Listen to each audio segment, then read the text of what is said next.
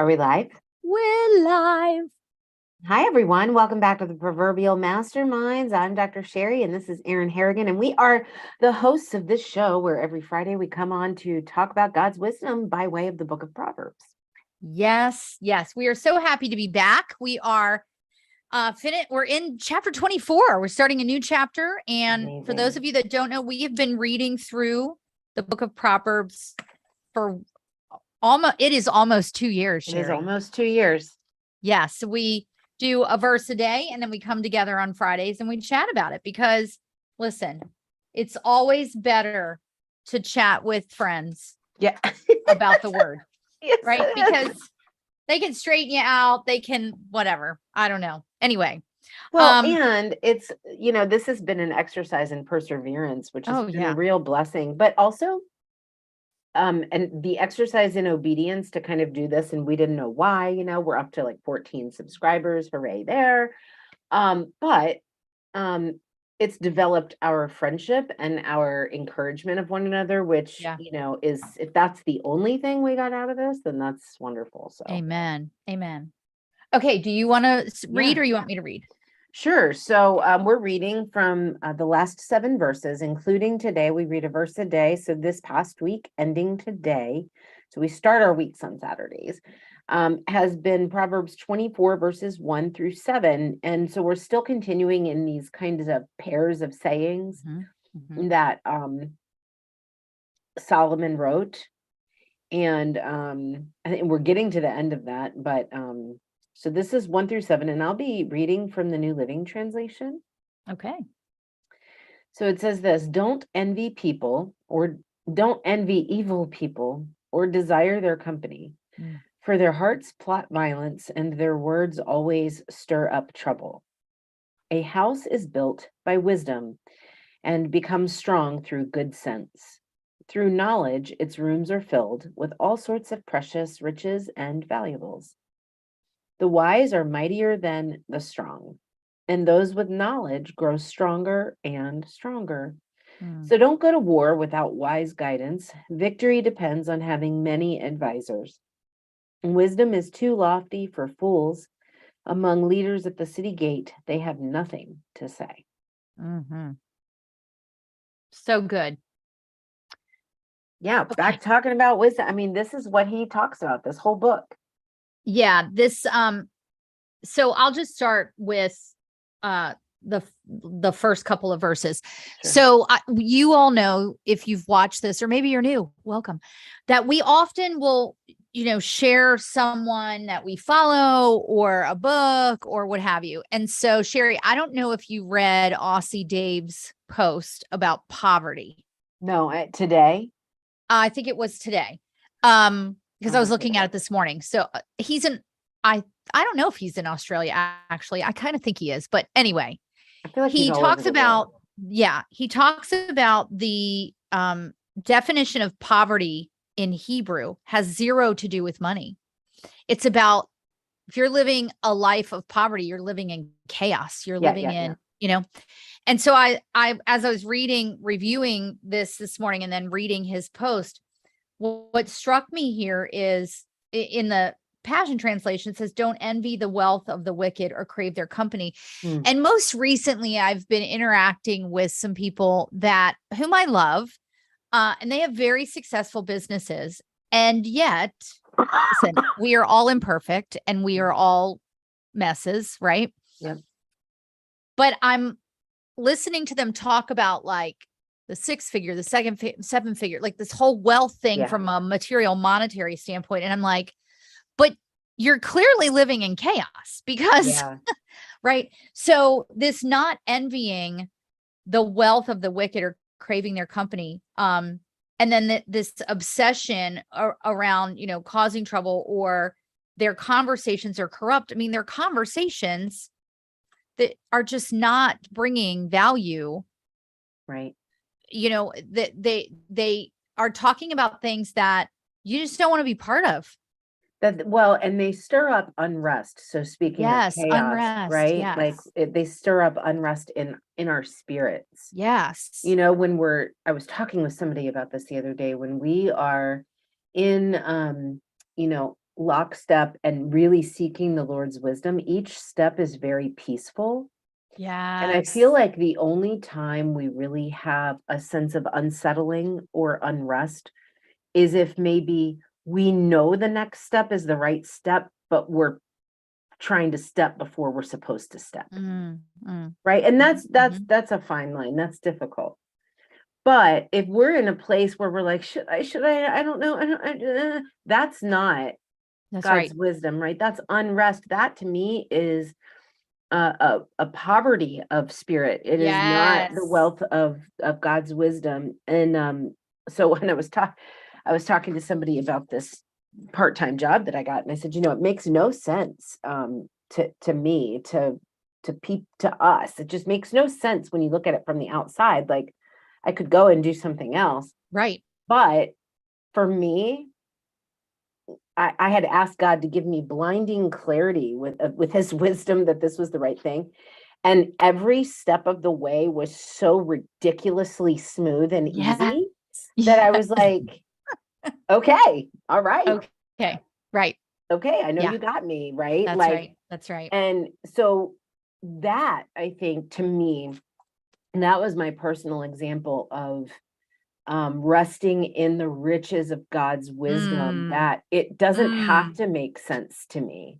That's right. And if I fought that, I would be in that unrest, in that chaos mentally. So I Yeah. like that Oh, definition. Yeah. so good. So good. And then just starting in 3, I'll just say this. So I think in your version it says the house is built by wisdom. Yeah. And this is referencing that it's more than just that the house is a structure. It's a metaphor for our families, for our churches, for businesses, for enterprises, for the relationships that we have.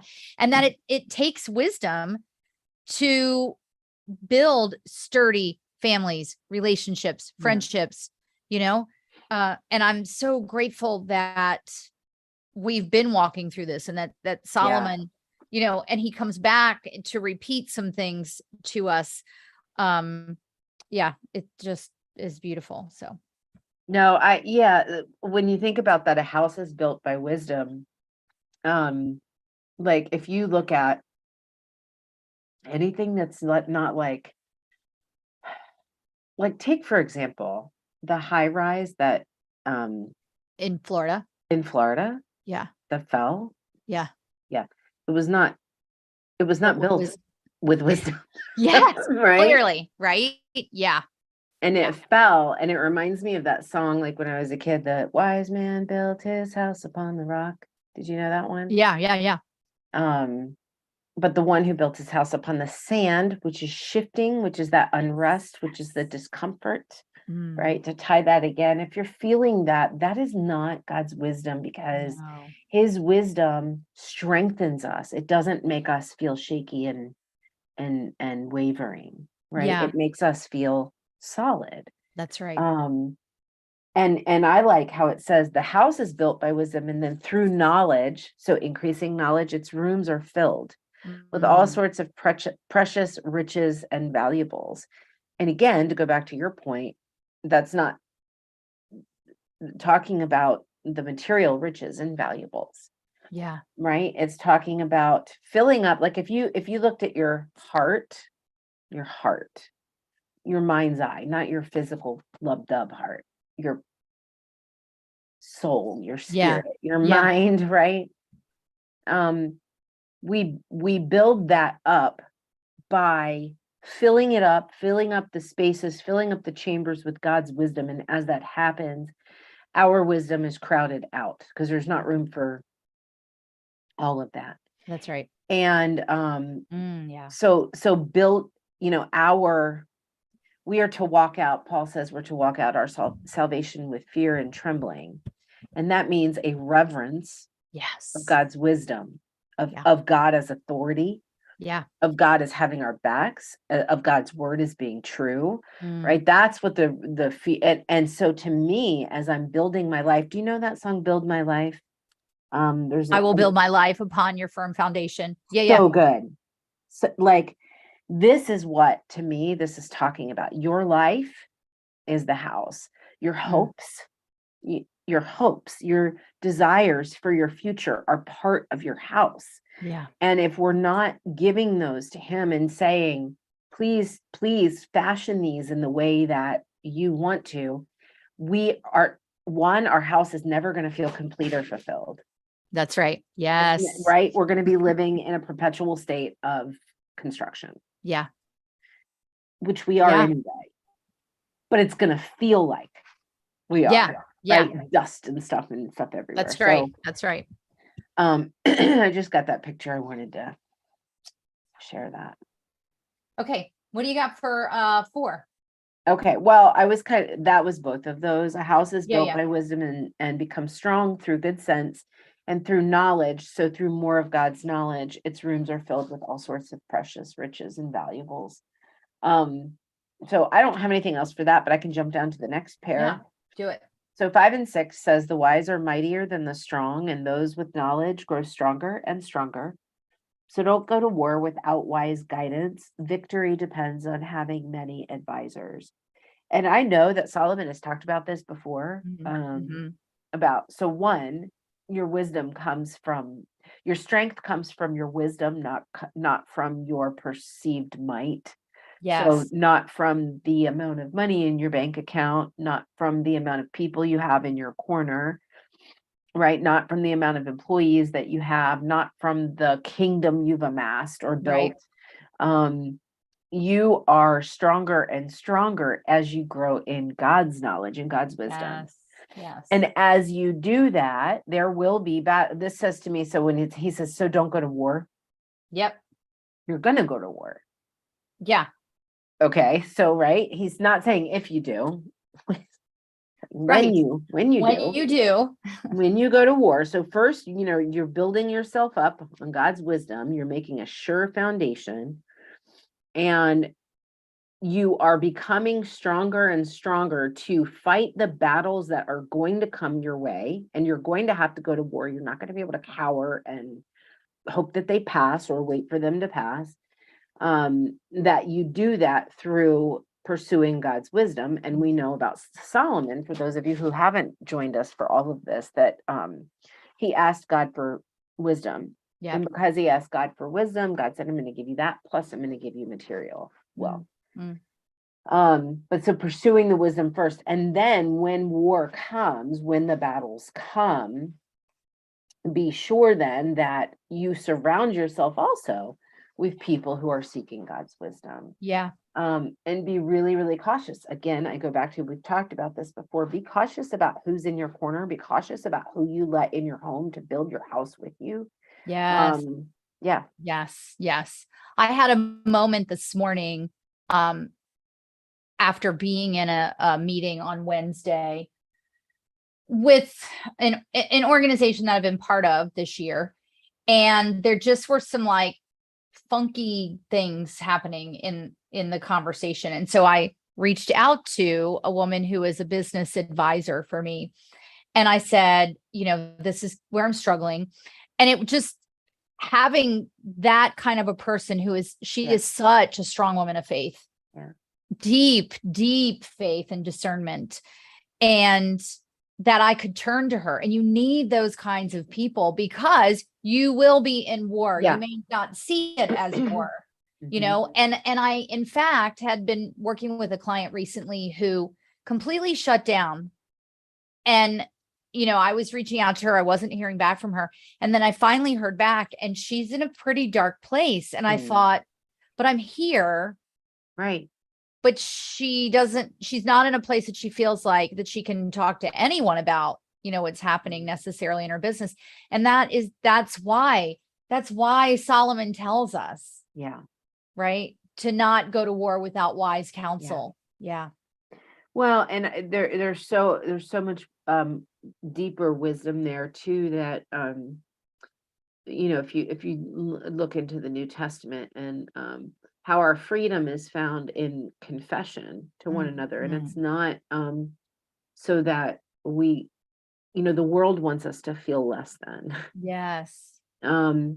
But God's wisdom doesn't. It says you are recognizing your human frailty. You are recognizing your need for me. That's right. And you are confessing that. That's what you do when you confess the troubles. But when we don't confess our troubles, we're living in pride. Yeah. And pride is the opposite of God's wisdom. Yeah. And hey, look, I mean, I have my own experiences with pride, and we all do. And I have found so much freedom when I let that down. And I'm just like, this is where God's taken me. In fact, because of God's graciousness and where he's taken me recently, I've been like so excited to run into people and be like, guess what happened to me? Right. Like about something that I would have rather have kept under wraps. And Yes. Yes. Yes. that's the wisdom, because then guess what? As God is doing that thing in my life, I'm giving glory to him. And that's the whole point. That's the point. Yes. Yeah. The whole point. And that gives us a good segue into verse 7, which says, wisdom is too lofty for fools. Because that type of wisdom of being vulnerable, of sharing your troubles, your shortcomings, your battles, is not safe. No. To people who they need to maintain their reputation. That's right. Yeah. And, I lived in that space for a long time before I came to give my life to Christ, when I lost my corporate job, and obviously that impacted our income. And then the business that I had that looked really good from the stage and looked really good with the stuff, that I couldn't tell anyone. I couldn't tell anyone we were 45 days behind on our mortgage. I couldn't tell anyone that I could barely pay the car payment that supposedly I was getting a bonus to pay for, but I wasn't getting the bonus anymore. Right.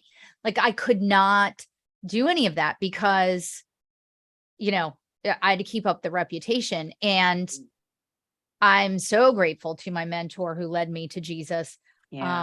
Because, and it wasn't right away that I could share those things, but there is such a relief. The other day I was feeling really, anxious and nervous about something, and I couldn't put my finger on it. I was like, okay, did I have too much of my energy drink? Like, what is happening? And so I sat in my prayer chair where I pray and I read the Bible. And I was like, I love that you have a prayer chair. Yeah. I don't have a prayer closet. I just have a prayer chair. Right. And I was like, Lord, why am I feeling this way? Like, this is yours. I am yours. What could possibly, be overriding that truth? Yeah. And just saying that out loud gave me so much calm. Yep. Yeah. Yeah. And it's interesting. I thought about this the other day, like just with man, and there's a deep sadness there that goes along with seeing people who are blinded to their need for God's wisdom. Yes. Because when you look, so for example, in the second part of verse 7, it says, among leaders at the city gate, they have nothing to say. And if you look at, so every problem that we have in this world will be solved in an instant through God's wisdom. Yes. It will never, ever be solved through man's wisdom. No. But here we are, and we're fighting one another. We're calling one another names. I know you are, but what am I? Right. I mean, and yet we still persist to believe that we are right. Yes. There's all of this chaos. There's all of these unsolved problems, not just unsolved, but worsening by the day. Yeah. And yet we persist to believe that we are right, and we refuse to surrender, to submit in vulnerability to that wisdom. Wisdom is too lofty. It's too high. Yeah. For fools. Yeah. I love that this, so often people think of the Bible as an ancient text. And yet, just in this study and what we've been doing, the word is so applicable to today. Like, it is timeless. Yeah. And I love that gift. Yeah. Yeah, it is timeless. So And it's my pastor on Sunday taught a little bit about Solomon wrote another book, well, through the authority of God, obviously. sure. Right. He wrote the book of Ecclesiastes, and it's just really funny. It's not, but it is. But he goes on this personal search, right? To Right. discover, like, okay, well, like, what's the point? What's the point of it all? Like, Right. right? So what's the point between work and rest? What's the point between pain and pleasure? What's the point between this and this? What's the point between wisdom and folly? What's better? Like, he actually pursued folly, to see if there's anything good there, pursued Right. wisdom to see if there's what's good there, right? And there's two things. One was near the beginning that he said, God placed eternity in our hearts. So what I love about that is that every human being, because we are made in the image of God, we have in the very core of our DNA, we have a hope for eternity. Yes. With the Lord. Yeah. And we can also learn to feed that and pursue that and build that hope for eternity that's been instilled through us, through our actions, through pursuing God's wisdom. Or we can pursue folly and pursue our own, which takes us away from that hope that was inherently ours, that was given to us. Like, that's kind of like selling our birthright. We talked a little bit about that, right? And then the other thing he says in the end, I'll just read it here real quickly. Go forward here. After he does all of this, pontificating, he's like, here's my final conclusion. Fear God and obey his commandments, for this is everyone's duty. Period. Like, that's it. That's it. So that's why we're pursuing God's wisdom. Right. We get it, God. Because really everything else is pointless. Yeah. Yeah. And I love that he says that in there, like, it's all worthless. It's all pointless. It's all, and you're like, Solomon, this is so depressing. Like, is it that bad? Yeah. Anyway, so friends, we'd love to hear your comments. Please share, please follow, all the things. Next week, we're continuing in 24. Yep. We're in verses 8 through 14. That's right. And I can't believe, like, we're in the home stretch, like the last 8 chapters. So join us. We'd love to have you.